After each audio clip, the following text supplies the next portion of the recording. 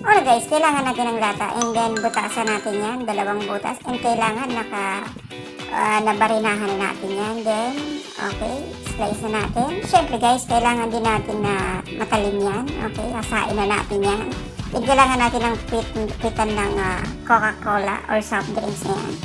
Then, kailangan match-match yan guys.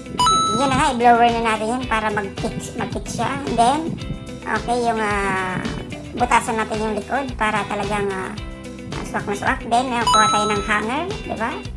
Siyempre guys, kailangan yung hanger is kaya mong tikuin. At siyempre, yung dulo niya ay kailangan matulis yan guys. And then, kunin natin yung takip ng soft drinks. Butasan din natin. Lagyan natin ng tornilyo na yan. And then, lagyan ng glue. Alright, para talagang fix na fix siya. Then, yan na. Tuhugin na natin yung patatas guys. And then, subukan na natin. Whoop. Yun o. Napakalapit guys, no?